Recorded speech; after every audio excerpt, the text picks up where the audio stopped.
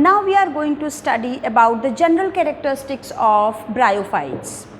Bryophytes में mainly mosses and liverworts आते हैं और ये commonly hills के moist shaded areas में पाए जाते हैं.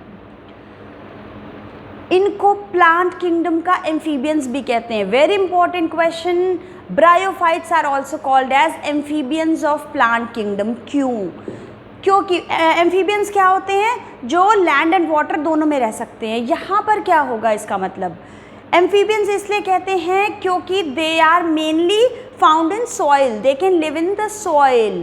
तो सॉइल में तो रहते हैं but they are dependent on water for their fertilization. तो इनके गैमीट्स को ट्रांसपोर्ट होने के लिए, इनके सेक्सुअल रिप्रोडक्शन के लिए वाटर की नीड होती है. वाटर पे डिपेंडेंट होते हैं, इसलिए पानी के बिना भी इनका सर्वाइवल नहीं है और लैंड में ये होते हैं. That is why they are amphibians of plant kingdom.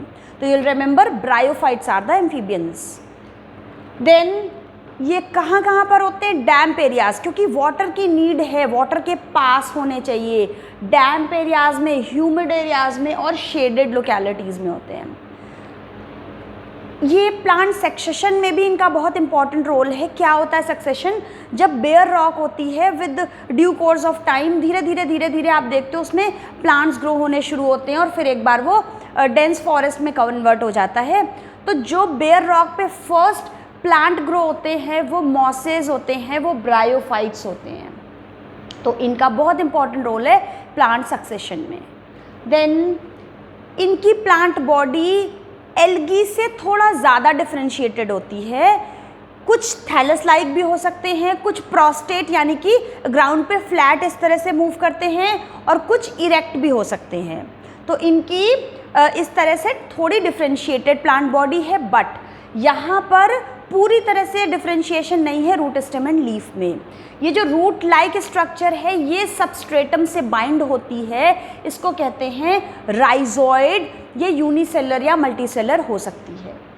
तो ये रूट लाइक स्ट्रक्चर है. देन ये लीफ और स्टेम में नहीं, leaf like and stem like structure में डिवाइडेड होती है. तो ये राइजोइड है, रूट लाइक. देन ये स्टेम एंड लीफ नहीं, stem and leaf like structure है.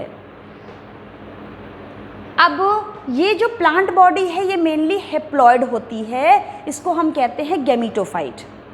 हेप्लॉइड. हम सभी की प्लांट बॉडी है डिप्लॉइड. हम सभी के हर सेल्स में क्रोमोसोम नंबर है 2n 46 यानी 23 का डबल 2n. अब ये बहुत ही प्रिमिटिव प्लांट्स हैं, आप ऐसे याद रख सकते हो. तो ये हेप्लॉइड थे शुरू में. एल्गी भी हेप्लॉइड्स थे, देन ब्रायो भी हेप्लॉइड थे. तो प्लांट बॉडी मेनली इनकी ब्रायोफाइट्स की हेप्लॉइड है और ये गैमीट्स प्रोड्यूस करते हैं. तो plant body producing gametes are called as gametophyte. बहुत क्लियर है नाम से, gamete producing plant body. Phyte है प्लांट, गैमीट प्रोड्यूस करता है ये प्लांट. तो गैमीटोफाइट कहते हैं. जो स्पोर प्रोड्यूस करता है वो स्पोरोफाइट है. तो ये टर्म्स बार बार आएंगे तो आप समझ जाओगे. Gamete bearing body is gametophyte. ये है यहाँ पर गैमीटोफाइट. यहाँ पर ये आप जान चुके हो, रूट लाइक स्ट्रक्चर है, stem like and then leaf like structure है. इसके ऊपर एनसीईआरटी बुक में आप देखोगे कुछ और बना हुआ है. वो क्या है हम बाद में देखेंगे कि इसी के ऊपर स्पोरोफाइट बाद में ग्रो कर जाता है. फिलहाल ये गैमीटोफाइट है.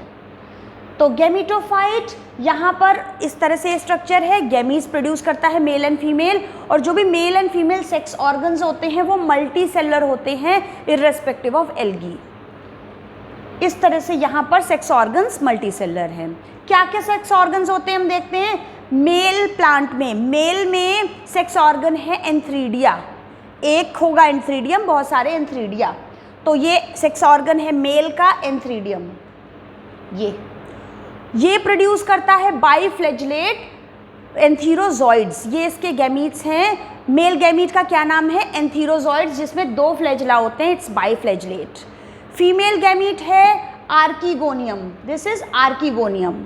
और ये प्रोड्यूस करता है सिंगल एग. ये इस तरह से फ्लास्क शेप स्ट्रक्चर है जो कि एक सिंगल एग प्रोड्यूस करती है. तो याद रखोगे आप, जो फ्लावर लाइक स्ट्रक्चर है वो आर्कीगोनियम है, जो थोड़ी सी इर्रेगुलर सी स्ट्रक्चर है वो एंथ्रीडियम है. और ये एंथीरोजॉइड प्रोड्यूस कर रहा है मेल, और फीमेल प्रोड्यूस कर रहा है 1 सिंगल एग. इस एंथीरोजॉइड को मूवमेंट के लिए चाहिए वाटर, तो मेल गैमेटोफाइट से प्रोड्यूस होंगे एंथीरोजॉइड्स बाइफ्लैजिलेट, और ये वाटर के थ्रू जाएंगे फीमेल गैमेटोफाइट आर्किगोनियम तक, और यहाँ पर ये आर्किगोनियम से फ्यूज़ करके फिर जाइगोट फॉर्म करेंगे। अब इम्पॉर्टेंट बात यह है कि ये जो जाइगोट बना है एल्गी में, तो वो तुरंत रिडक्शन डिवीजन करता है, मियोसिस करता है और तुरंत हेप्लॉइड स्पोर्स बनते हैं, वो तुरंत गैमेटोफाइट बना लेते हैं। पर ब्रायोफाइट्स में ऐसा नहीं होता। यहाँ पर ये जो बने हुए जाइगोट है, वो जाइगोट थोड़े टाइम तक स्पोरोफाइट बनाएगा, वो तुरंत रिडक्शन डिवीजन नहीं करेगा, तुरंत मियोसिस नहीं होगी उसमें, वो थोड़े टाइम तक एक स्पोरोफाइट कंडीशन बनाकर रुका रहेगा। तो मल्टी सेलर स्पोरोफाइट यहाँ पर बनेगा और वो फेज थोड़े टाइम तक रुकी रहेगी, बाद में जाकर इसमें से हेप्लॉइड स्पोर्स बनेंगे मियोसिस के बाद। ये जो स्पोरोफाइट बना हुआ है थोड़े टाइम तक, ये स्पोरोफाइट फ्री लिविंग नहीं है और ये इस फोटोसिंथेटिक गैमेटोफाइट के ऊपर ही रहेगा थोड़े टाइम तक, इसी पे अटैच्ड रहेगा। ये हम जान चुके थे, दिस इज गैमेटोफाइट, और ये जो अभी अभी स्पोरोफाइट बना है जाइगोट के डेवलपमेंट से, ये स्पोरोफाइट यहीं पर रहेगा इस गैमेटोफाइट के ऊपर, क्योंकि ये खुद फूड नहीं बना पाएगा, इसी से अपना न्यूट्रिशन डिराइव करेगा। ये गैमेटोफाइट, ये स्पोरोफाइट। अब हम देखते हैं जल्दी से शॉर्ट में इसकी लाइफ साइकिल। ये जो स्पोरोफाइट थोड़े टाइम तक स्टेज रहेगी, ये बाद में जाकर मियोसिस करके स्पोर्स रिलीज करेगी, हेप्लॉइड स्पोर्स, और फिर वो हेप्लॉइड स्पोर्स जर्मिनेट होके बना लेंगे प्लांट बॉडी गैमेटोफाइट, जो कि हेप्लॉइड बॉडी है। तो लाइफ साइकिल हम एक बार देखते हैं जल्दी से कि मेन प्लांट बॉडी है गैमेटोफाइट, जो कि हेप्लॉइड है। इसमें सेक्स ऑर्गन्स हैं मेल एंड फीमेल। तो male sex organ is antheridium, female sex organ is archegonium. Antheridium produce करेंगे बहुत सारे बाइफ्लैजिलेट एंथीरोजॉइड्स, और आर्किगोनियम प्रोड्यूस करेगा वन सिंगल एग। ये वाटर करंट के थ्रू एंथीरोजॉइड्स एग तक पहुंच जाएंगे और यहाँ पर होगा फर्टिलाइजेशन। फर्टिलाइजेशन के बाद बनेगा जाइगोट। ये जाइगोट तुरंत मियोसिस नहीं करेगा, बल्कि ये थोड़े टाइम तक स्पोरोफाइट स्टेज बनाकर रहेगा। कहाँ पर? इस गैमेटोफाइट के ऊपर। इसने बनाई स्पोरोफाइट स्टेज, और किसके ऊपर रहेगा? गैमेटोफाइट के ऊपर रहेगा, इसी से न्यूट्रिशन लेता रहेगा, और बाद में जाकर इसमें मियोसिस होगी और हेप्लॉइड स्पोर्स प्रोड्यूस होंगे। वो हेप्लॉइड स्पोर्स जर्मिनेट करके प्लांट बॉडी गैमेटोफाइट बनाएंगे। तो ब्रायो में क्या डिफरेंट है कि स्पोरोफाइट स्टेज थोड़े टाइम तक एग्जिस्ट कर रही है, वहाँ पर तुरंत नहीं हो रही है मियोसिस। तो होपफुली आप इस जनरल सी लाइफ साइकिल को समझ गए हो। अब आगे हम इसके अंदर का लिवरवॉर्ट और मॉसिस को डिटेल में पढ़ेंगे। Thank you.